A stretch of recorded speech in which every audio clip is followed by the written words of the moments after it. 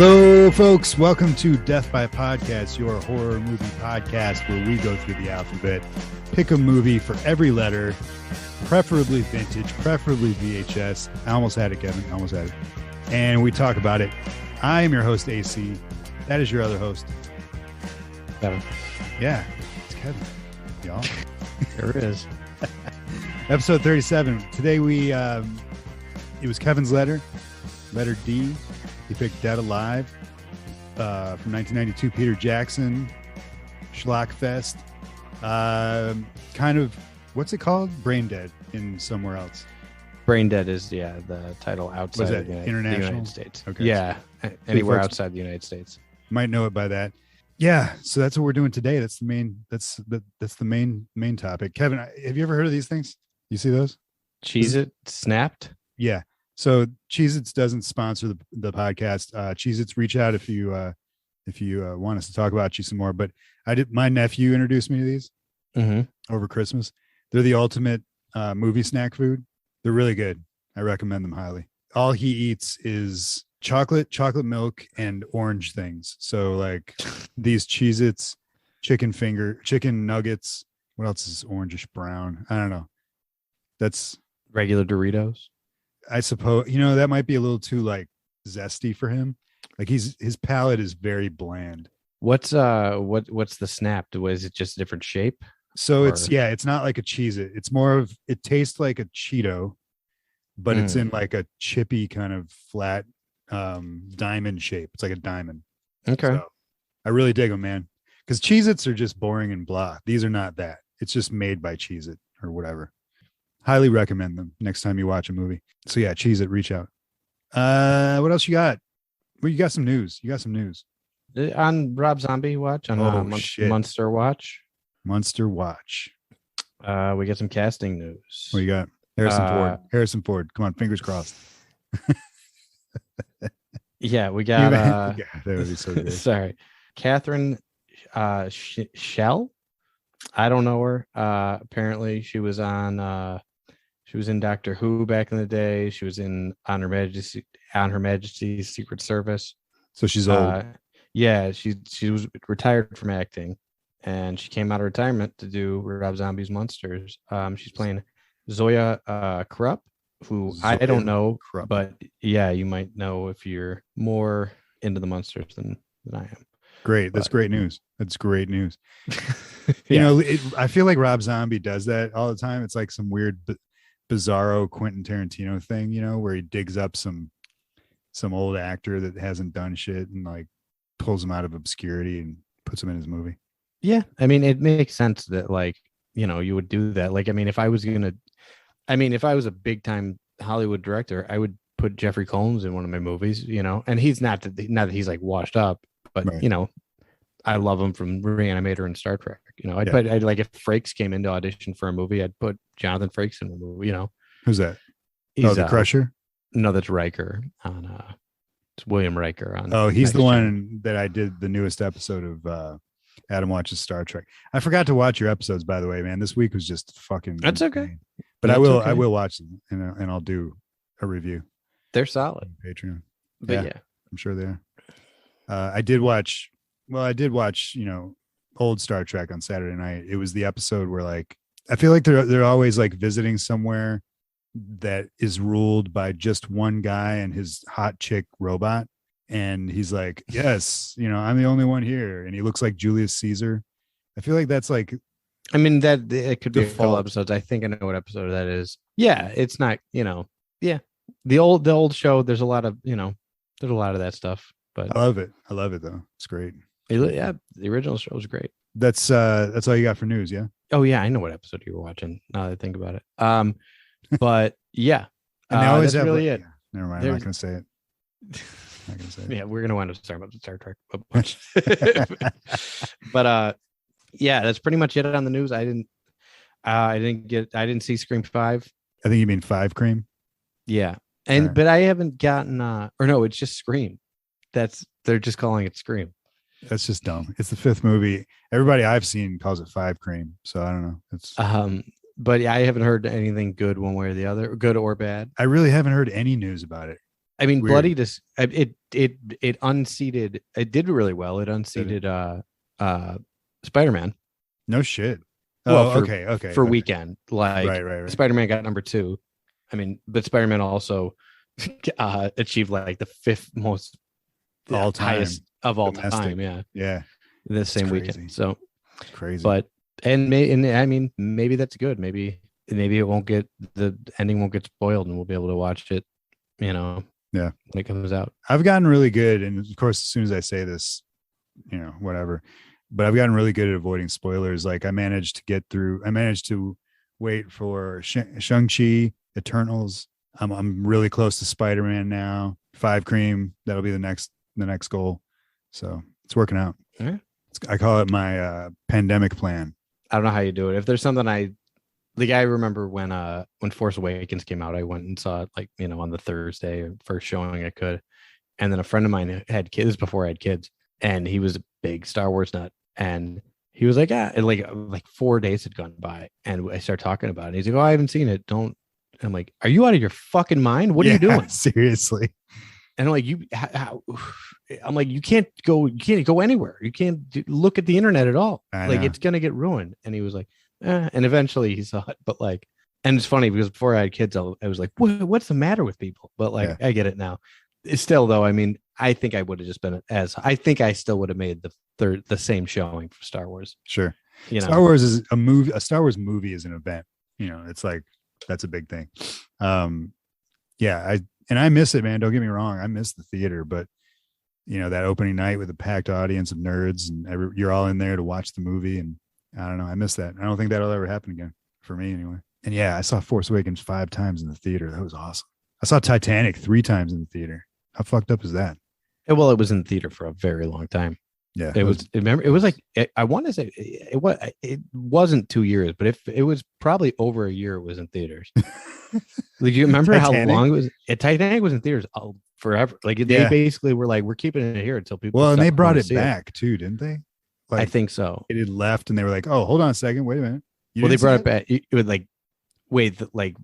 during its initial run, because they did bring it back in 3D. No, it was during its initial run. It was like, I think it had left the theaters, and the Oscars rolled around, and it got all those nominations, and then they brought it back. Yeah, it was in theaters for a while, and they did the same thing with Avatar. Avatar actually unseated. So whatever movie beat out Avatar, I would think might have been Infinity War, beat out Avatar for most whatever. No. They re-released Avatar to beat it again. Yeah. And then it made whatever, they love it in China. So it made a little bit of money in China, and it took over again. I was just looking at that list because I didn't realize that Spider-Man had made that much money, and it's really the top 10 domestic, at least of all time, is really interesting. Force Awakens is number 1. That's so cool. I love that it's still domestic. I love that that's the number 1, that a Star Wars movie is number 1. That's wild. I thought Endgame beat it. It's like number 2, like maybe pretty close, but it's pretty wild. Cool. All right, man. Well, if you're out of Cheez-Its, then I'm out of Cheez-Its, and we should just get into this movie. We could do that. Dead Alive, 1992. Peter Jackson, Lord of the Rings. Everybody's dad. Isn't that what he's called? Everybody's dad or something like that? No, I've never heard anybody. He's actually one of the grossest looking. No offense. I don't know. He just looks like, I always think about that scene in Lord of the Rings where I think it's the prancing pony. He's got cameos in all 3, but it's the one where he goes right up into the camera and eats the carrot, and he's just so fucking gross. So this movie stars no one. They're all they're all great, but they're all New Zealanders, and New Zealand. No, I'll get it. New Zealand. I don't know. Yeah, but I did make a mistake last week. I thought I wasn't 100%, but I thought it was his first movie. It's not. It's his 3rd movie. Really? So what were the first 2? I didn't look. Bad Taste was his first one, right? And then Meet the Feebles was his second one. Okay. And then this, and then I haven't seen either of those. Oh my God. Well, I mean, I don't know where you stood on this one, if you thought it was pretty fucked up, because it's got nothing on those first 2. Really? Yeah, it's pretty tame compared to the first. The first 2 movies. Yeah. This movie, I had seen when I was watching it, I knew I'd seen this movie before, or at least most of it, but it was a long time ago. And so I'm sitting here watching this, and I knew what I was getting into. This movie is just one giant gag. It's just one giant gag. There's not a story. I mean, really, it's just like, yeah, there's really not much of a story. Yeah. It's like a big Benny Hill sketch, basically. Yeah, it really like, is. It's a rated X or whatever, not X, but it's an adult Benny Hill. The gags are like the gags that they do in this are really well thought out, especially towards the end.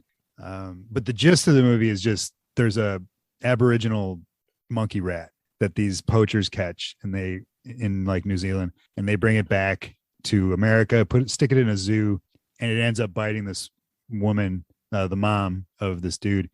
She becomes infected, becomes a zombie, and the son, who's the main character, doesn't want to face up to the fact that his mom has turned into a zombie and is dead. He slowly, throughout the course of the movie, accumulates zombies in his basement to the point where he can't contain it anymore, and it becomes a full-on zombie outbreak contained within his house.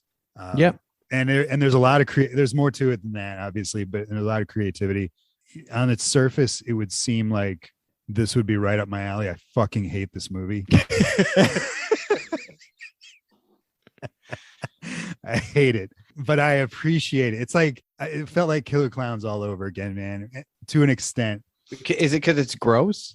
No, man, I don't know what it is. The grossness it's just like, okay, dude, I get it. Is it how immature it is? Is it like, no, because I can do that too. I sum up my hatred for this in the baby. The baby. Oh, see, yeah. You know what I was gonna say? The baby, I feel like is fuck that baby. Dude. If you're either on board with the baby, how you feel about the baby is probably how you feel about the rest of the movie. You know what I mean? Like, okay, well, that's it.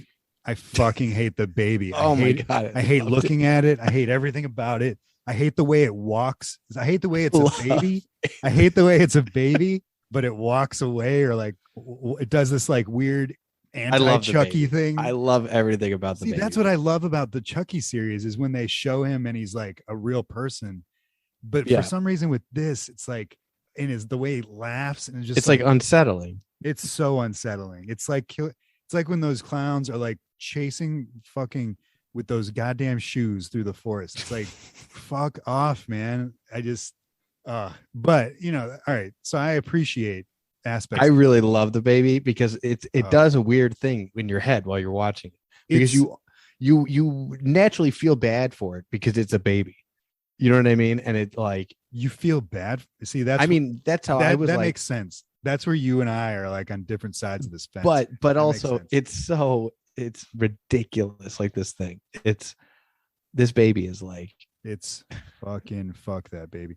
I want to apologize. I want to apologize to the listeners. I have a little sniffle going on, so that's just ahead of time. We'll get to the baby. It's about halfway. We'll get to the There's baby. so much to talk about before the baby comes. That makes so much sense that you would like be like, oh, I feel bad for this baby. Like, well, you just feel bad about you hate real babies. The baby, this baby is this baby. You're like, this. oh, I feel bad for this baby.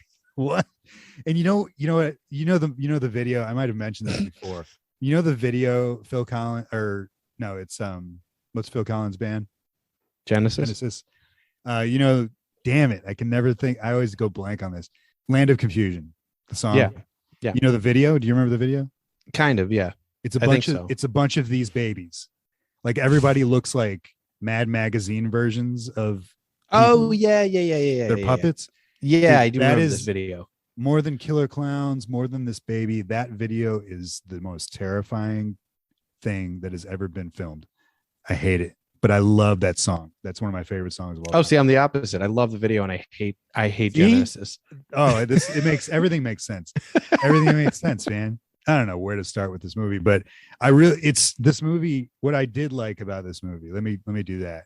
And I know you love this movie, so obviously I want to hear it. Yeah, I hadn't seen it in like 20 years. Really? But when I used to watch it all the time, and I wasn't sure if it was going to hold up. I feel like you know that Garbage Pail Kid. Yeah. Where no, you know. The guy, actually, the poster with the for this movie where it's taken from a scene in the movie where the baby is inside the chick's head somehow and pulls. I didn't make that connection. Pulls the mouth apart. That's where it's from. But I guess it is. Yeah. There's a Garbage Pail Kid named Unzip Zach, and he's unzipping his head, and there's a skull underneath. I feel like you, Kevin, are that, and underneath your skin is one of these is this baby, and like that would make so much sense that like where you fall on loving stuff like this. I mean, like you're Unzipped Zach. All right, I'll take it, I guess. I don't know. I love that they go for everything in this movie. Like everything is like, yeah, definitely they do.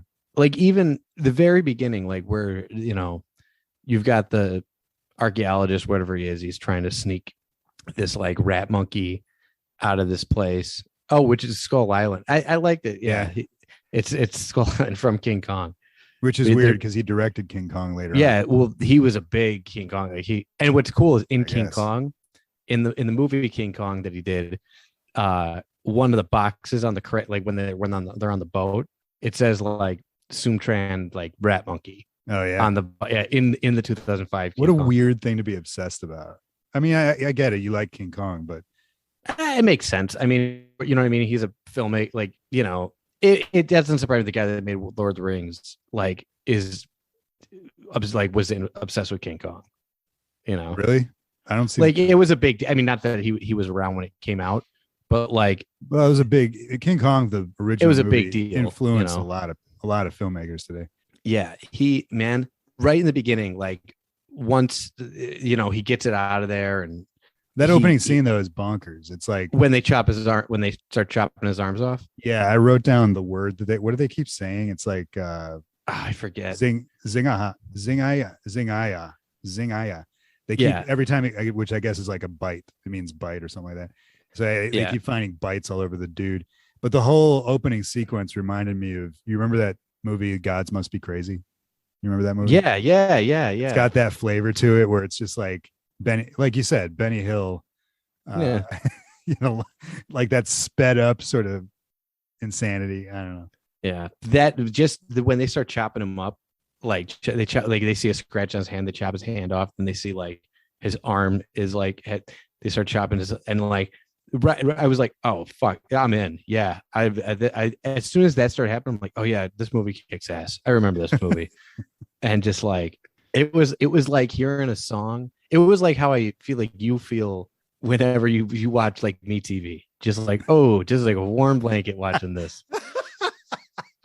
This is such a weird. I get it. This is such a weird warm blanket though. This one, it's like a warm. It's only warm blanket because it's drenched in goo. Well, it's just like you like goo in your blankets. Like just imagine like some of the shit in this movie. I mean, like writing this and being like, what if the priest like knows karate and like just we have a scene. That scene, that might be the best. I don't know if it's the best scene in the movie. It's the fucking, when I was in junior, whenever I used to watch this, that was my favorite. Me and my friend used to say, I kick ass for the Lord all the time.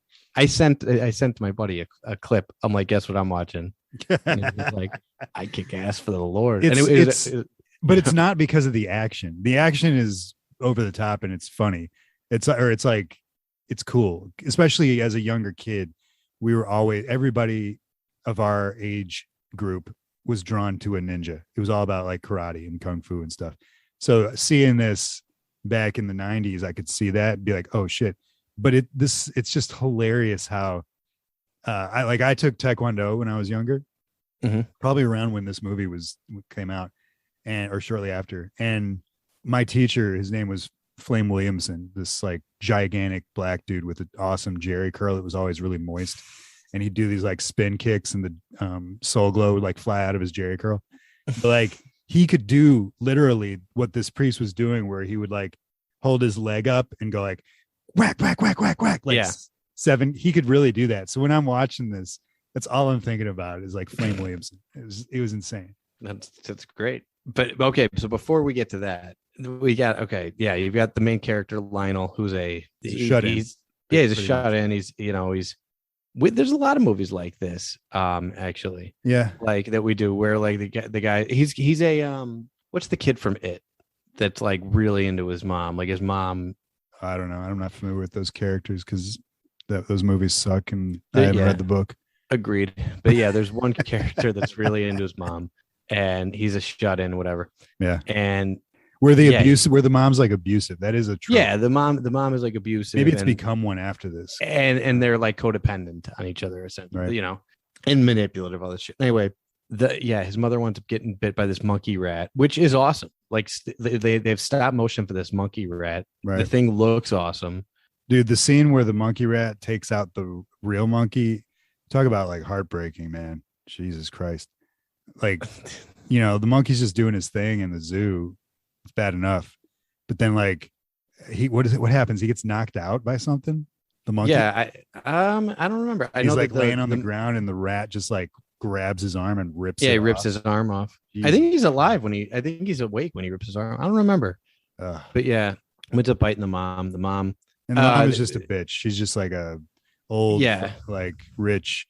Obviously, she's the money in the town. Her house overlooks the whole town, which is that was a really cool scene. And just like wherever this was set, it's set in New Zealand. Sure, in Wellington, actually. Oh, okay, Wellington. Yeah, they shot. What is that? The capital or something? It might be. It's a beef Wellington. I don't know. Is that where that comes from? I think that's where Weta is.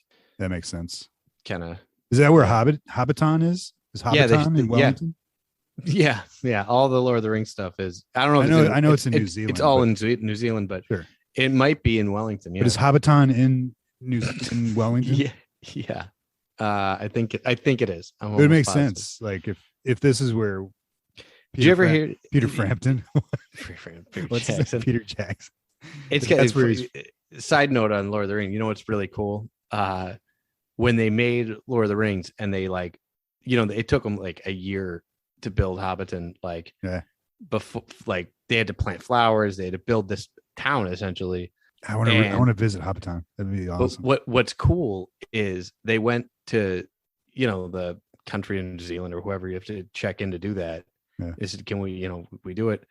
And they said, yeah, you could do whatever you want, but you have to put everything exactly how you left it. Like you have to get rid. So like all that shit, Rohan in the second movie, they knocked down and then they built Minas Tirith in the same spot. Like shit like that. So and then they reused locations and stuff. Yeah. But what's cool is, so for the first one, they built Hobbiton, but Hobbiton is still there today. Like you visited. Yeah, but here's why that is. So they did it. They knocked it down.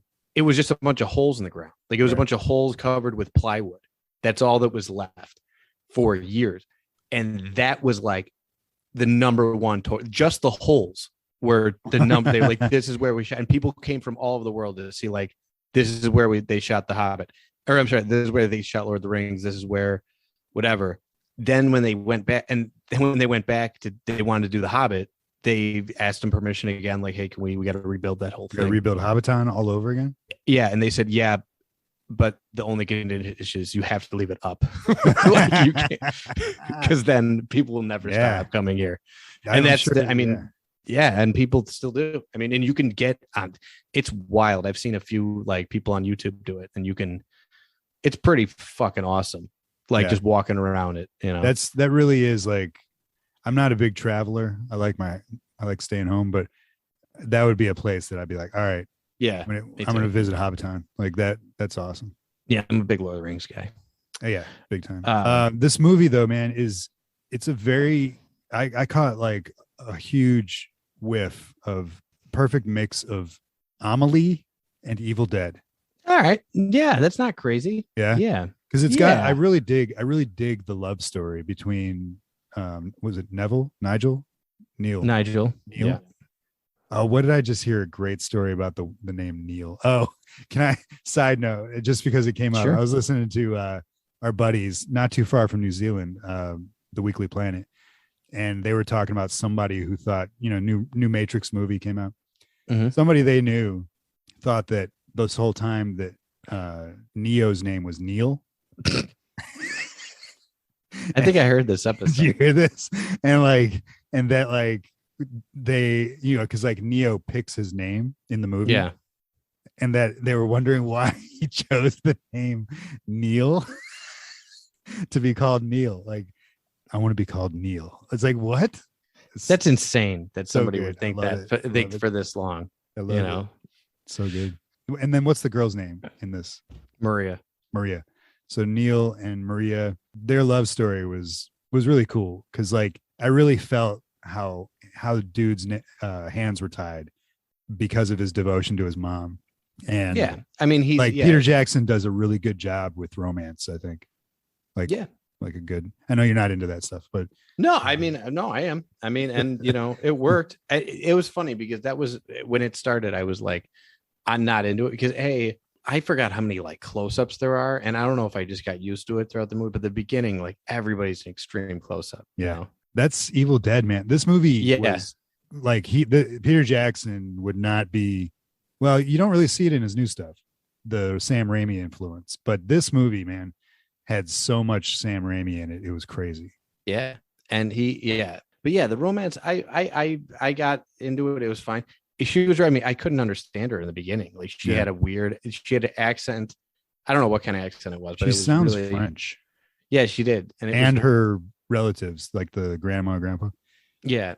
But she's really into like spirituality and like kind of like, mysticism. like tarot cards and all that stuff, which is also Sam Raimi type shit. And she basically gets this fortune read, and it tells her like, oh, not like, essentially like it describes Nigel, and so she's like into him like right away, which was cool because she wasn't until she realized she wouldn't give him the time of day, and then the cards were read. And she was like, oh. And then she's way into him, which was cool. It's weird that was enough to like give a shit about their relationship, like, but they, anyway, he takes her to on a date to the zoo, and like his mom crashes it, gets bitten by the monkey and gets sick. So he has to cancel the date. How did you feel about when the rat died? That was where I was like, even though the rat is a disgusting thing, I was like, God damn, that's brutal. The mom I remember stomping on the rat's head. It was nice. It was cool because I remembered it, but I remember when I was younger and seeing that, like, oh my God, that's fucking nuts. Like, this thing. Yeah. Like, thinking he was going to play a bigger part or whatever. And like he's made to be the monkey rat is made to be like a disgusting thing, but it's ripped out of its home by these poachers and put in this zoo. And even while it's in the zoo, it's brutal. It kills the monkey. It bites people. But then I still get this like compassion for it when the mom, because she's a worse character, stomps the shit out of it. And I was just like, God damn, that's rough. It was really rough. Yeah. Did you feel bad for her at any point in the movie? The mom? Yeah. I mean, you kind of have to, even though like they play it for laughs the whole time. Like I know. They also have that like thing like with Shaun of the Dead where he's got to kill his mom. Yeah. It's like, okay. I felt that like that's heavy in Shaun of the Dead. This is like my knee jerk reaction when you asked me was like, fuck no, this bitch. The very end when he loads the syringe up with poison instead of sleeping, whatever, a sedative.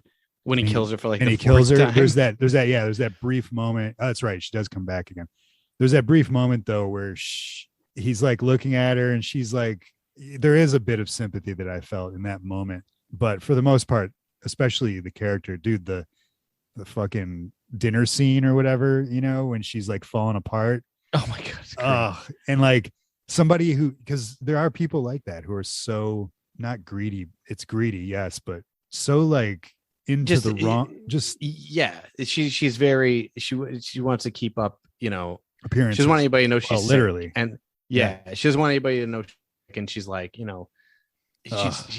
the worst, but well, like she's sitting she's like in bed. Nigel says, I'm gonna stay in bed, Mom, I'm gonna cancel with these people. She immediately supposed to have dinner with these people. Immediately like pops up and goes to her, like pops into her makeup chair. Yeah. Well, that's when they show up, and she's like, Woo! No, you like, fucking you, and like her skin is literally falling off her face. So fucked and up. they have to glue it back and all this shit. And then she goes downstairs, and she's just, and that was hilarious because like they're both, especially the husband is so like disgusting. Aloof, like he just doesn't even even register. She's literally like falling apart. She's like, it's like her ear falls into his pudding.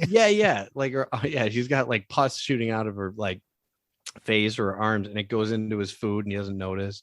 I thought that was gonna come back. That like that he was gonna be a zombie, right? Totally, yeah. All right. Do you have a problem with just general like dessert in Europe called pudding? Like it's, like dessert is just called pudding, and it's not necessarily pudding like we know. I didn't know that. So like when the husband goes, what? No, we're not going to have a pudding. And I'm like, he's just so disgusting and gross. And like, and he's using the word pudding in place of dessert, but then he actually gets pudding for dessert. And I'm like, oh, we got to watch you eat this. And it's just, I just want to throw him away. Like he's so gross. He's so gross.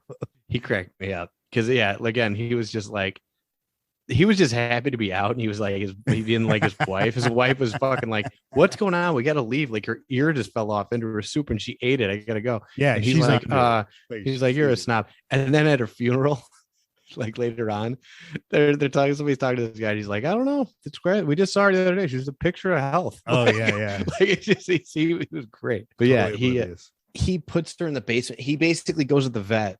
Lionel. He goes to the vet, and we don't have to go play by play, but sure. I love that he goes to the vet and like just as like, can I get something? He basically gets a big jar of tranquilizers, right? And he just keeps sedating her, and she's a zombie, so she keeps waking up, and that he doesn't know what to do. The vet, was he a vet or a taxidermist? He was the vet. No, he's a vet. Yeah. Like he's like a Nazi, and he's like, oh yeah, that's what I mean. Is everybody is in any other movie? It's just like, yeah, okay, he's a vet. Yeah, but they got to make him a fucking weird Nazi. Like everybody's like that. Like everybody is like a super character. Like there's no boring characters. Like everybody is like, and every choice is like, what if we do this? Like, but that's crazy, Peter Jackson. Yep, let's do it anyway. Like, I mean, not to like the baby. Like, and we'll get to the baby later. But like, yeah, the priest that does fucking karate. Like. That's the other thing. I remember this was the first time we saw the priest, but the priest is in it a lot before he winds up doing karate. And he's a total dick. Like before they show him, I was like, I had forgot. I don't know how much of this movie I saw the first time. I know I'd seen parts of it. I think at some point I turned it off because I was like, fuck this baby. But when the priest showed up at first, I was like, oh, this guy sucks.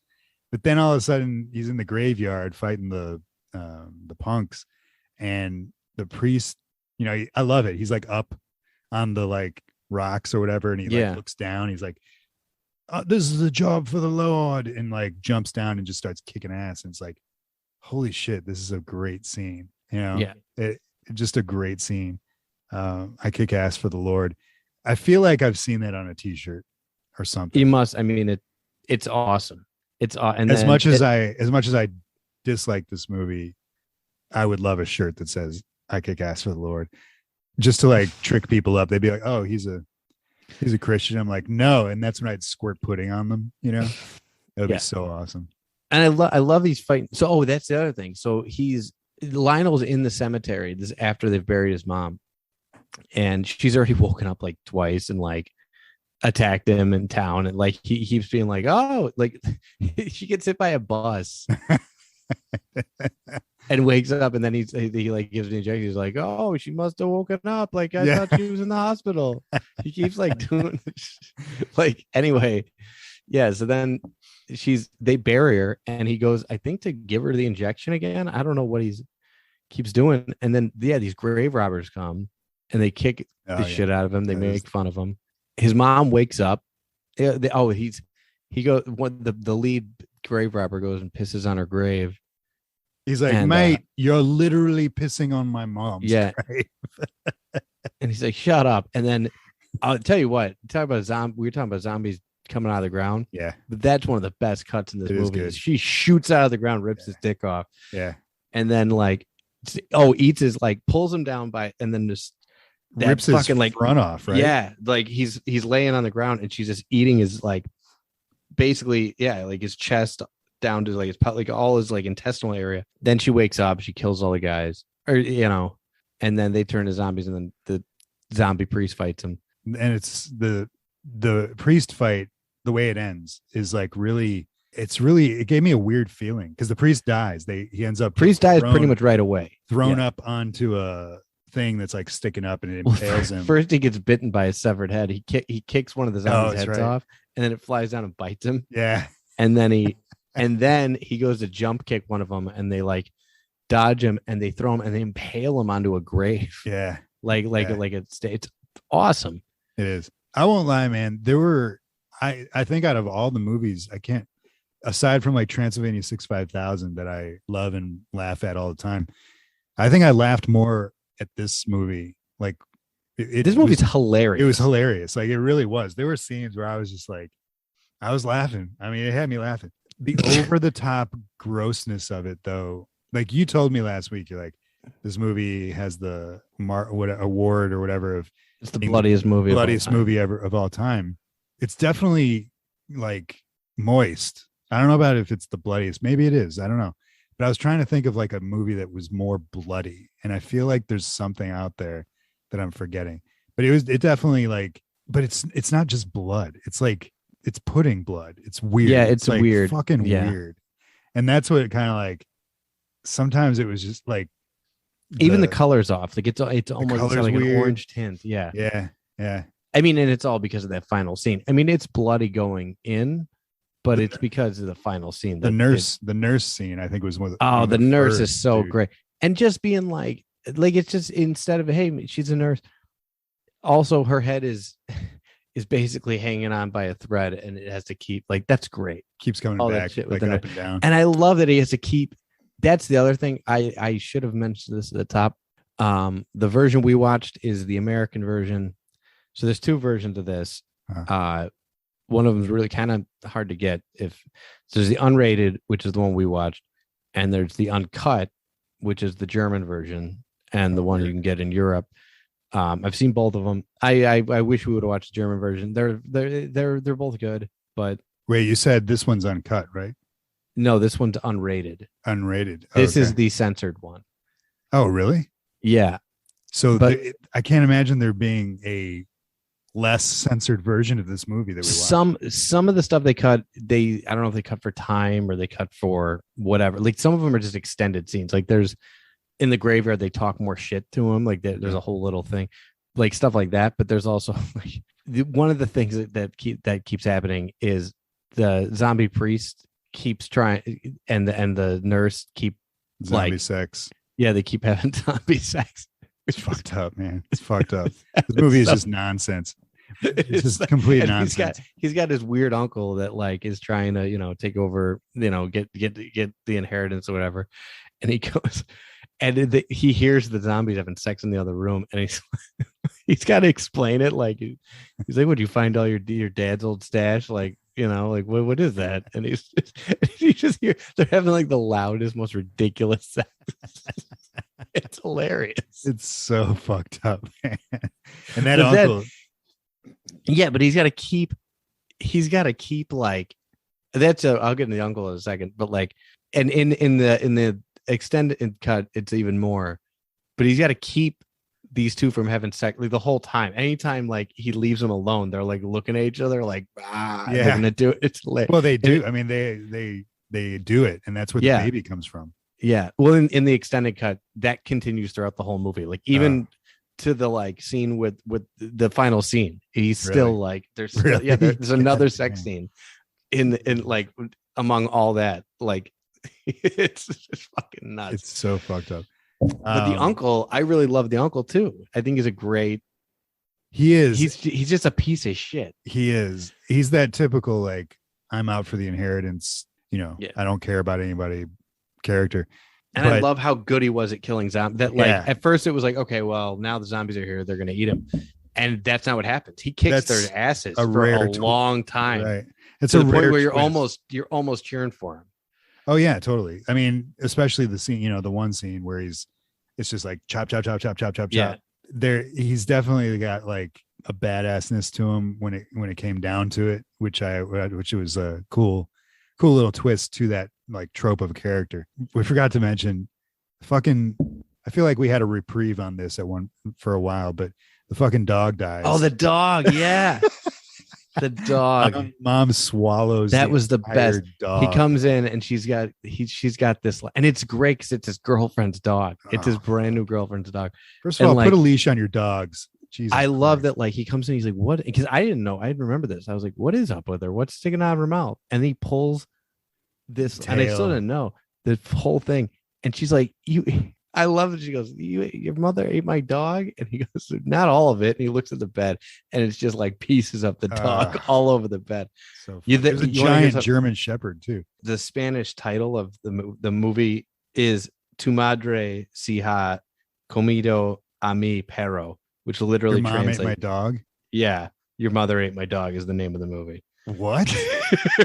That's what it's called. Yeah. Your mom ate my dog. That is such a strange thing to like. What are we gonna call this movie? All right, let's pick this scene. That's so weird. This movie, like, you could talk about it on so many different levels, but what I really appreciated about this movie was the gags and like trying to dissect them.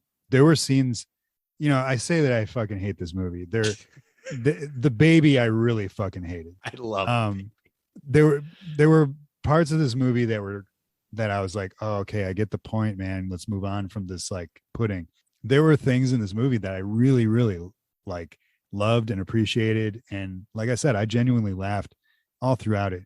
But the best part was witnessing Peter Jackson's like just genius that you do see it in the Lord of the Rings stuff, just clever camera work, mostly clever camera work, which in Lord of the Rings, I guess the biggest thing that you see that he, I guess, learned maybe on these movies is his scale thing that he does, force perspective. Genius, right? We didn't really see anything like that to this extent until Lord of the Rings. I mean, there's all sorts of shit in this movie. I mean, probably a dozen times I was like, how the fuck did they do that? Like there's a scene where the I don't know what you call him, the grave robber, the greaser guy, is like walking around, like when he's upstairs, he's cut in half and he's crawling around on his arms, right? But he's like elevated, like and I'm like, how do they do this? Like what? I can't figure it out. Like there's that was one of the ones that I dissected, and from what I could gather in that one, he's on his hands. So push, for people listening, like imagine like doing a push-up, right? Mm-hmm. And there's wires elevating his lower half. So and then they're like dragging it behind him, or but the key to the shot is camera perspective. I thought the same thing when the angle. The angle's got to be right, which just shows Peter Jackson's just mastery of the camera. But like when they do that, and they throw him in the toilet. Like that's the best, and then he gets stuck in the seat. Yeah, like he puts genius. the seat down, and he's stuck in. That's genius. I noticed that. I made a note about that too. Like, what a great way to catch a zombie torso. Like to stop him from getting. It's perfect. Yeah. Of course, that leads to another thing about this movie that I absolutely fucking hated was the anthropomorphic anus. Oh yeah, that turns into like it's a large intestine, and I think the lungs or the kidneys and like the kid. Yeah, I was really curious. I wasn't sure where you were gonna land. It even farts at one point, and I was just like, oh, I can't look at that. I just can't. Because I thought you might really dig that, because this guy is just trying to eat Lionel. Like he's chasing him all over the house, and anytime Lionel cuts him in half, and then Lionel fucking does this, to the point where like even at the end of the movie, doesn't he shows up, he busts through the window and he shows up the upper torso, but he's like jammed somebody else's legs up into him or something? No, he's halfway, and he's I think his organs are like crawling, like he's using his intestines as legs. I think okay. like but that's the thing. Like he gets detached from like all of his I really dug that. Like he's in the bathtub and he's hanging halfway up the bathtub and all of his insides fall out. And you see this like look like, oh shit. Yeah. Like, and they all land, but then his insides turn into a different character, like a separate they start character. chasing Lionel too. Like that's how much they want to fucking like. I dug that, but I was also like, I didn't know where you were gonna land on that. It's just such a weird idea. He took it too far for me. I was just like, all right, man, I don't want to see this walking anus anymore. But same character, the greaser, probably my favorite gag in the movie is when he puts his hand through the woman's head from the back. So I rewound that 10 times. He demonized it. But how they do that? You know what I mean? So I figured out there's that scene and there's another scene where he does the same trick. And if you not to like take away the movie magic of it, but I really dig this stuff as far as like, how the fuck do they do that? And it shows Peter Jackson's like just insanity, genius insanity. But what he did was the woman goes, she takes her, so it's the real woman, right? She takes her hands real slow and she raises them up over her face because she doesn't want to look at something, right? And as soon as they reach her eyebrows, that's when the dude's fist comes through the back of her head and there's a cut right here. When her hands are at the eyebrows, it's like the quickest cut to a dummy and the fist comes through. There's another similar scene where it's the woman. Oh man, I forget which scene it was, but he uses the woman's arm passes up and over her and past her face. And there's a cut right when it hits her face where they put the dummy after the dummy. It's just so great, man. It was really, I was watching that. I was like, wait, what the fuck did I just see? Because that looked like you can barely see that cut. It's so good. Yeah. It seemed like, I mean, that's the other cool thing I dug about this is like every death, whether it's like a whatever, they're all like original and weird. You know what I mean? Or like they make all these different kinds of zombies. There's one guy who just gets sliced, like his head gets sliced in half, like from like, you know, so he's just basically mouth like up or the upper like lip like up. like the bottom of his nose up, and he's just laying on it's just sitting on the floor, head, right? and then like you get his perspective. Around. Yeah, just getting kicked around like throughout they keep checking in on him. But when it's stationary, it's a dude in the floor. Yeah, you know, like, and then when they kick him, it's a dump. Yeah, it's so I noticed that. But there's all these, you know, like the dummy, the chick who gets put through the light bulb. Yeah, and then like he's upstairs fucking with the lights, and she winds up getting like shot up at like all this crazy original shit. It seems like they came up with a bunch of really cool shit. Yeah, to do with zombies, and then just wrote a movie around it. Absolutely. You know, that one is the most, I think, visually like the visual imagery in the movie of the lady with the lamp in her head. Dude, that is fucking cool. Like that just looked like, that's why I posted that on the Instagram, because I was like, every time I post something on the Instagram, like recording tonight posts, I'm always like, what's like the most striking image of the movie? Like, children shouldn't play with dead things. It was the image of what's his face from Fright Night, you know, like coming towards the TV. Orville coming through. Yeah. And that Charlie Brewster sees on TV. And then for this, it was like, there were a couple, you know, but it was the woman with the fist and whatever. But I was like, man, this light bulb thing is just, it's too good to look at. It's awesome. Yeah. The other thing with something else. The other thing with the fist woman that Peter Jackson nailed, even though it cuts when her hands come up to a dummy of her, everything behind, they have to replace the woman with the dummy, and everything behind her, including the greaser guy who's behind her, has to come back like, or like, I'm guessing they said, okay, freeze. And he like froze and had to like hold perfectly still as they exchange the dummy for the woman, because it's spot on. There's no like misplacement of an object or of him or whatever. It's just, it's so seamless. It was so good.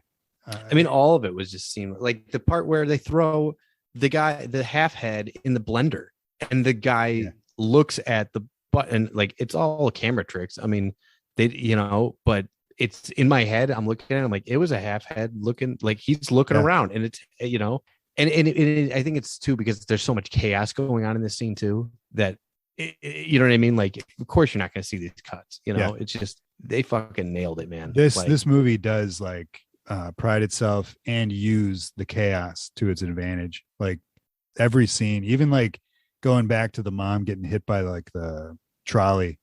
It's so chaotic. It's just like, bam, she flies. Everybody's like, what? And she goes through the window. It's just like, all this jerky camera stuff. Yeah.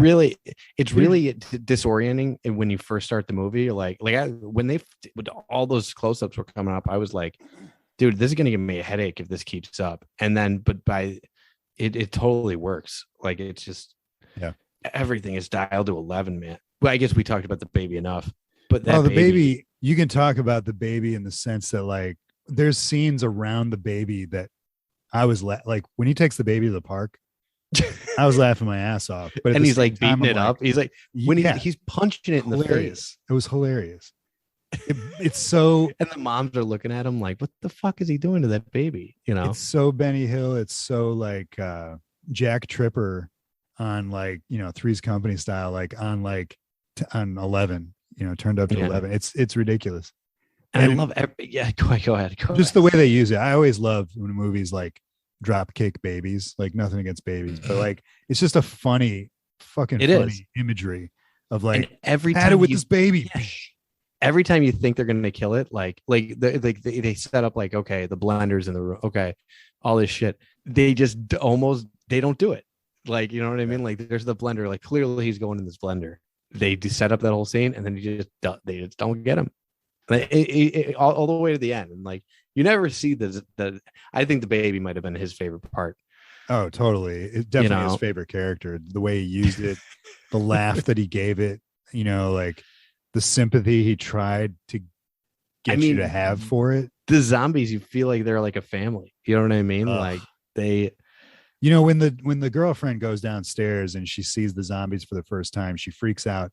And then he pops out, Neil pops out and is like, calm down. And there's a moment of like peace where she's like, she realizes that these are just people, or at least that Neil looks at them as still people in a way. Cause he even says like, they're kind of, he says something like they're kind of dead, but still alive or something like that.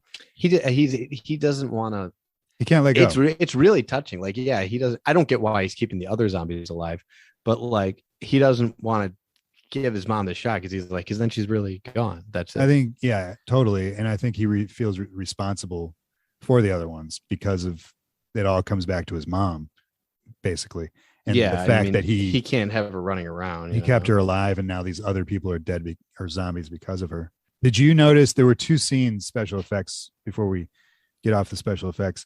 There were two scenes real small ones that I just really appreciated in the beginning before everything goes to shit. Somebody's in a car. Who's in a car in the beginning, who's going through the town, and they're showing the town.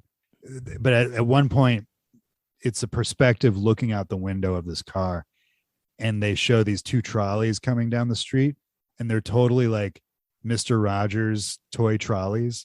Sure. As they turn the corner. It's such a cool shot. And I love that Peter Jackson used miniatures on that. The other one was, they're miniature trolleys, like totally Mr. Rogers, like neighborhood style. Huh. The other one was, I think it's when the girlfriend and the other woman are like, I think they've dispatched the light bulb lady. And then all of a sudden zombies, a big group of the zombies bust through the wall. Do you remember that? Yeah. It's such an awesome, it's something that you would just take for granted and overlook normally. But Peter Jackson added like a little bit of extra oomph to it and flavor to the actual crashing through the wall. Yeah. Go back and rewatch just that one moment. It's like, cause they come through every zombie movie, the survivors are always barricaded somewhere, and they're always trying to keep the zombies out. That's like a massive crux and trope of any zombie movie. And so the first part is this scene, of this moment, is the zombies breaking down the door, and they bust through the door. But just when you think they're all going to come piling through the door, the rest of the wall just gives in. And that's never happened in a zombie movie, where the wall, like they bust through the wall, and it's just like, it's so extra, but it's awesome. It's a great little visual scene. Yeah, really cool. That whole, and I love that they stretch out. Like, that's the thing. Like, the characters, I mean, they kill a lot of people, but they're not all cannon fodder. Like that one girl with the glasses survives for so long. Yeah. To the point where it's like, okay, well, she's not a main character. She's clearly going to die, but she's in it for a while. Same with the uncle. And obviously they were saving the uncle for that scene, for the ending. And how about it? Like, even like, okay, oh, he gets it worse than anybody because the mother winds up killing him. But then he comes back and he's all thinged out. Like, he looks like, absolutely. I wrote that in my notes, man.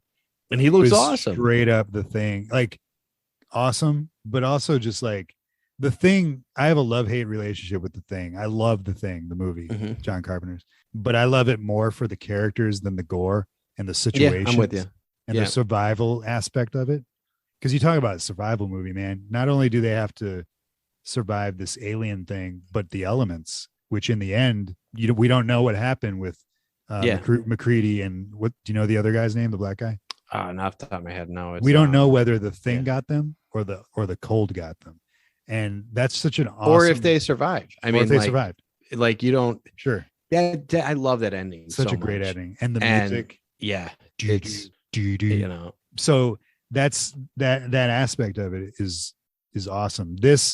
Like what the uncle turns into when the mom comes back and like rips his spine backwards or whatever. I was just like, man, that's awesome, but also I don't want to look at that right now, like, anymore. Like, just do something. Well, then what's great is like, oh, that's gross, and then you get to see when the mother comes out of the floor. Yeah. What did you think of the of her final form? Jesus Christ, man. Just like, and like, well, that's such a great way to put it, the final form, because the mother of all characters goes through just so much evolution. Yeah. Seeing her like this sort of John Carpenter / like, I don't know, what's a mother creature in, for some reason, the Alien Resurrection alien pops in my head too. Yeah, it was just it was appalling to look at.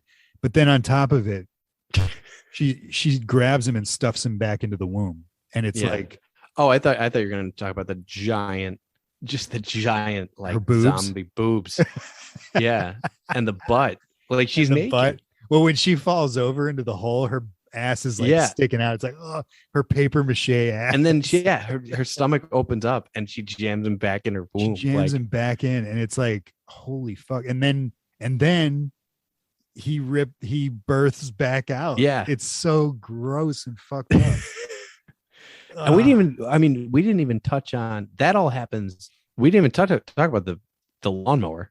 Like, yeah, well, that's what when people think about this movie, I think that's the scene people think about is the lawnmower scene. Yeah. In my head, that's the scene that pops in my head. That is the Ash moment of the movie where where the demure, bashful hero finally has had enough, and he likes, he straps on his chainsaw or he gets his lawnmower or whatever. Yeah, I love those moments. It's great. It's fucking of all the weaponry you could choose, like Ash he's got his chainsaw. That is the most cumbersome weapon. Well, and I thought about that too. But back in the day, I remember thinking like, that's not practical. Why would you? Yeah. But especially with these zombies, where if you cut off the hand attacks you now, shit like that. That was another thing with this. That looked great. Plenty of the zombies got headshots and didn't die, and so it makes sense, I guess, that he has to resort to this lawnmower and just turn them all into pudding. To goo, yeah. I remember when I was younger, I was like, I don't know, that kind of. I didn't think it was weak. I thought it was badass, but I think that's what sold me on the movie. Was somebody was like, dude, yeah, he kills a bunch of zombies with a lawnmower, and I was like, how do you even do that? And then you see he a riding lawnmower. How does what? But just to strap it onto yourself that, and just fucking. Which was cool. I didn't notice the strap until later, which makes it at least he didn't just pick up the lawnmower, which they foreshadow in the beginning of the movie. Right. He didn't just pick it up. He actually like turned it into a weapon, weaponized it basically. And that was awesome. I love that aspect of any horror movie, but especially zombie movies, because it adds to the survival of it. It's like, all right, man, what do you got? What do you got in the room? What do you have accessible? Whatever.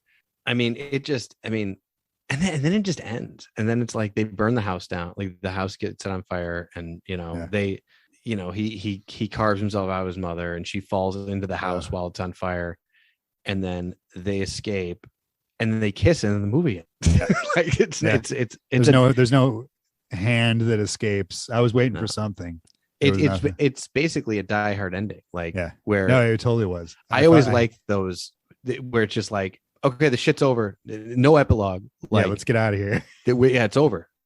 Yeah, the fucking the why you're here is like it's okay to end the movie or to end the story. It's okay to end the story. We don't need to see what happens. We don't need to see them get married and we don't need to see. We don't need to see like a dangling thread, of like, oh, there's something. I thought for sure that baby was coming back. Yeah, I thought I remembered that baby coming back. So the baby finally gets it. It burns, right? I think they show it like, but you don't crying, see it. Surrounded by fire. Is that how? Speaking of babies, hang on a second. I just woke up. I'm gonna eat some Cheez-Its while Kevin's kicking his baby around. Eat some Cheez-Its. I'm telling you, these things are good. Kevin won't know that I left this in until he listens to it later on. That was weird. I went into my daughter's room and I'm like, hey, what's up? And she's like snoring, like she's out. And I'm like, was she just like yelling in her sleep? What the fuck? And then I leave, and then it's the other kid. And I'm like, oh. It's fucked up, man. So yeah, the baby, I guess, just in the fire, whatever. Right? Yeah, I mean, you don't see it die. You just kind of, you see it's crying, and the house is burned down. And I really thought the baby would escape, and you'd see the baby in the bushes at the end of the movie or whatever. Yeah, and I thought there'd even be a post-credit scene. I don't think there is. I think I haven't watched for one. I watched. There wasn't. But maybe in the German version there is. I don't know. No, there's not. Think about that. Okay, so this makes more sense. It's because I don't know how much of the bonus features on Lord of the Rings you've watched. I mean, I was addicted to it. They have 12 hours of special features on each everything. movie. Yeah, I've watched all of it. It's great. But there's a point where he's talking about when he was trying to get it made, and no studio would do it, and he wound up cutting it. A lot of them were like, we're not signing you on to 3 movies. And he was like, and he cut it down to he edited the whole thing down to 2 movies. He's like, I can't get it down to 2 movies. You know what I mean? And this is kind of interesting. I was talking about this with Get Back. How do you edit that? Anyway, now it makes more sense. Imagine this guy is going to your studio and being like, hey, totally. Man, give me money to do Lord of the Rings. Yeah, right. But what have you done? I'm sorry. Not only give me money to do Lord of the Rings, but give me money to this guy, like you're saying, to adapt these classic and beloved stories. Yeah. And think of, I mean, he got not better, but he did The Frighteners. He did Heavenly Creatures after this. I mean, they were. What is Heavenly Creatures? I've always wondered what that is. I think I've seen it a long time ago. I don't remember. I always get mixed up with a different movie, so I don't want to say. He matured, but even you see Lord of the Rings, and it's you know what I mean? You had that in you. Yeah. Totally. Especially after this. And honestly, man, before Lord of the Rings and after this, so in between, it really was just The Frighteners. I'm looking at it right now. He didn't have anything that would have made me say, yeah, you're the guy. Yeah, he must have just had some kind of outline also, or PowerPoint that just blew people away. Well, they weren't trying to. Nobody wanted to make Lord of the Rings. I mean, it was a totally different world, man. As far as movies, I remember. I'm sure I've said this before. I came out of some movie and I saw the poster for the first one. A big banner was up, and it was the hand. It was just Fro's hand in the ring, and it said summer of. Was it 99? No, it was 2001. Was it? Yeah. Was that late? It was 2001 because it was December of 2001 because the second one came out in 2002. Yeah, you're right. I'm looking at it. It's 2001. So, but I remember seeing that poster and I was like, they're doing a Lord of the Rings. I was like, I'm going to see that. Who the fuck else? I'm like, that's going to bomb. No one's going to see that. But, you know, but I was like, I'll see it. But I mean, yeah, obviously I was wrong. But yeah, he couldn't get it made to save his life. He had to go to New Line, and New Line, you know, Nightmare on Elm Street. Yeah, Ninja Turtles. Like they were into like, yeah, sure. And what's great is he had written it down to 2 movies because so many people were like, can you do it in one? Yeah. You know, so when he brought it New Line, he had edited it down to 2 movies, and they were like, it's 3, right? Just make 3 movies. Yeah. You know, but it was New Line and his production company Wingnut that like they co-funded, you know. Yeah, it's bonkers. It's wild. Like maybe the most ambitious, because even like the MCU, yeah, that's a bigger thing, but it's like, but even the MCU had precedent, you know, X-Men movies, Blade, there was precedent for, and you had stuff. like, you were going off the success of the last one, like, okay, Captain America's popular, whatever, like you had that forward momentum. Like Lord of the Rings was like, let's dump a shitload of money. And just, I love the amount of commitment everybody had to do. Like fucking Viggo Mortensen, hey man, you got to move to New Zealand for 2 years and we start shooting next month. You in or not? And he's like, fuck it, let's do it. I'm so glad he said that. You know why? Even if he hadn't, I don't think it would be Stuart. Like they had already fired Stuart Townsend. What a fuck face. Like they fired him, and they were like, we don't have an Aragorn. We're shooting in a month. Do I hate Stuart Townsend more than Seth Green? I don't know. Do I? I think I do. I think Joe brought me something, and I was like, why would you? Yeah. Oh, yeah. And I'm like, why would you give this to me? Like, this is not. Did he show it to you? I don't know. I don't think so. Hang on one second. Kevin's about to show me something that I'm not sure if I want to see. Let's see what it is. Let's find out together. Jesus Christ. It's a Seth Green Mego. So for some reason, man, I don't know where it started, but Joe's gotten obsessed with Migos lately. No, this is McFarlane. Oh, is it really? That's McFarlane? Yeah. Oh, wow. He brought that to you? Yeah, he brought it over. He was in the neighborhood and he stopped by. And that's pretty awesome. And I'm like, you need to give this to Adam. And I guess it's awesome. He's like, you gave it to Adam. It's like, what did I get recently that was Seth Green? I bought you a Seth Green action figure. Yeah, I got that right there. I'm looking at it. But there was something else that somebody, I feel it was a comic. Was it a comic book somebody handed me? I don't know. Yeah, I had to put Seth Green on the back burner for Stuart Townsend. Yeah, I feel like we could take this guy and like you could feed him to shark. Like you could do like a bunch of cool like photos with it. You know what I mean? Like you could. You know what I should do? You know what I should do with that is customize it idle hand style with like the bottle coming out of his head. Yeah, that would be awesome. That would be awesome. And then I could post it and tag Seth Green. He'll respond and we'll become best friends. Yeah. Yeah. Because you're both. Yeah. All right. That would make sense. We'll do that. Yeah, we'll do that. But yeah, anyway, Dead Alive, man. I love it. Yeah. I love it. It holds up for me. I mean, I know you. Yeah.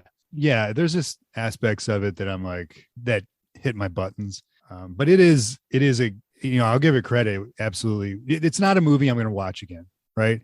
But it is a movie that when somebody says, hey, did you ever see Dead Alive? I'd be like, yeah, hell yeah, I did. Go watch it. It's good. Oh, it's a movie I'm gonna watch a lot. I'm gonna watch I'm hoping there's a commentary track. I'm looking at the DVD. That would be right wild. now. Oh, we didn't talk about Peter Jackson's cameo in the he plays the mortician's morgue, and he eats. So they're like loading her up with like, what's the juice called that you juice people when they formaldehyde or whatever. It's embalming fluid, and it's just an extra, even more juicy scene, like with just moisture everywhere. And I guess there's a sandwich. Peter Jackson had left a sandwich on her chest, and just as she like explodes or something happens with even more juice, he grabs the sandwich off and takes a bite. Oh, I don't know that. And then walks out of the scene, and it's just like, of course, that's how this goes. I didn't notice that. Well, I think that was before I realized it was Peter Jackson. I didn't notice it was him. And Peter Jackson looks fucking weird in this scene. He looks totally different. That's what I mean. Totally like he sticks out like a sore thumb in all 3 Lord of the Rings movies. Yeah. And this, I didn't even recognize him. When did this thing start with morticians eating while they're working? Like that's in every movie where there's a mortician. They're always like, the character always is like, numb to the fact that they're handling a dead body while they're eating. Like that's always a thing that you see in horror movies. I can't think of another example. It's like it happens. It might happen in Reanimator. I'm sure it does. It just seems like it's a quick. It happens in like every in Friday the 13th, not Friday the 13th, in Final Friday. The guy is eating, but that's Halloween 2 in the hospital. Like I know there's somebody who's like eating over Michael Myers' dead body or something like that. It's just fucking. I mean, it's just it's an easy way to establish like, oh, he's used to this. Like he's numb. He's numb to doesn't even phase him. Yeah. Oh, I think it also in Night of the Creeps, there's like a cop that's like eating something while people are like examining like worms and weirdness. Yeah, dude. It's a movie that it really he took Sam Raimi's mechanics, didn't refine them, but like he definitely leveled up on some of the stuff. Like I'll always appreciate those quick cuts and how he did some of those gags. Like, the dude whose legs get pulled off, but the bones stay. Yeah. That was awesome. He's in the floor. That you think that guy's a real amputee? And no, I think he's in the floor. I think a guy is in the floor. Yeah, I thought the same thing, but I didn't think it until the following shot. Dude, your hair looks like from behind. Your hair looks like Wolverine right now. Did you do that intentionally? No. Can you see yourself? Yeah. It's Wolverine. It's straight up Wolverine. Anyway, yeah, that's maybe movie Wolverine right there. See, yeah, movie Wolverine is what I was talking about. Hugh Jackson. Yeah, Hugh Jackson. Jacked Human. Anyway, yeah, it's the Wolverine where I was always like, I guess you guys are doing it, but it's not. You're not really doing it. Yeah, like you're trying to make it look like it might be a real haircut. I need to screen shoot this. All right, now turn a little bit towards the mic. Give me your best Wolverine face.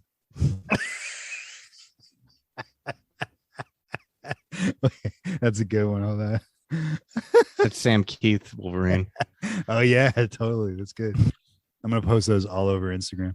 But yeah, dude, it's this mechanically and just like Peter Jackson is a filmmaker, and he knows how to use a camera just as good, if not better than, at least like more creatively than a lot of directors out there. It made me want to go back and watch, because I haven't seen Bad Taste or Meet the Feebles. I remember hating because it's like an X-rated Muppets from what I understand. Oh, really? And I hated it. And I thought what's the story there? Like, what's the I don't story? Remember, but I totally hated it, and I thought I was going to love it. That's all I remember. I'm ready to give it another chance. Bad Taste is like an alien invasion or something. I have no idea. I think. Oh, yeah, I do. I have seen Bad Taste. I'm sorry. I have. I totally have. Yeah, it's the same shit. Yeah, but okay. It's all fucked up. Yeah, you gotta watch it. Okay. Or you don't have to. I'll watch it again and get back to it. Yeah. I forgot. Right. Yeah. I'm glad it was a good pick. It was a good pick. Definitely. It's definitely my kind of movie. Like that's the thing. Like there's a different, like we like the same kind of movies, but like there's definitely there's my kind of movies and they're your kind of movies. And this is definitely my kind of movie. All right. So where does that leave us? Should I reveal my pick for next week? Yeah. What is it? I'm actually eager to hear. All right. So for next week, I have the letter E, and I'm torn between two movies, and there's a reason, because I was asking Kevin earlier how we are handling numbers, since this movie, Dead Alive, is also called Braindead, which could have been chosen for letter B. Technically. Yeah. I am torn. I know 976 Evil isn't called Evil, but because we haven't done any number movies, I was like, do the numbers count ahead of the evil, the E in evil? In which case, if they don't, I would pick that movie. If that is going against the rules, then I have my fallback, which is called Eaten Alive from 1976, directed by Tobe Hooper. Have you heard of this? I've never heard of that one. So I've heard of 976 Evil. Yeah, I've never seen 976 Evil. Tobe Hooper is your guy. Texas Chainsaw Massacre. Yeah. Maybe Poltergeist. And I'm guessing, when did Texas Chainsaw Massacre come out? 78? Yeah, late 70s. Yeah. So this is 76, so this is before that. I don't think this is his first movie, but it basically sounds a little bit like this. It's like a dude in the bayou who's chopping people up, feeding them to his giant alligator.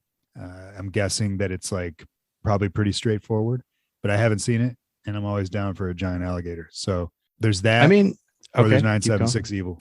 I mean, I've been curious about 976. I've been looking for an excuse to watch 976 Evil. I really want to watch 976 Evil. Yeah, let's do it. I mean, but does that count? I don't want to break the rule. I don't want to go against the rules. And yeah, man, I'm really down the road. We're watching like Lord of the Rings for the letter Q or something. I'm okay with it. Yeah, yeah, I'm okay. Especially in this case where it's a movie. You know what I mean? Like, yeah, I'm cool with it. There's in the letter E, there's not a lot of choices that outside of the obvious. Obviously, there's Evil Dead 2. We've all seen those. We've all talked about those. And I wanted to do something new. So 976 Evil. Is that what you want? Yeah. Does that sound cool? Yeah. All right. Evil 976 Evil. That's what we're watching next week. I don't think we had any listener questions. Thanks for that, everybody. That's a lot. God, your hair is so Wolverine right now. It's crazy.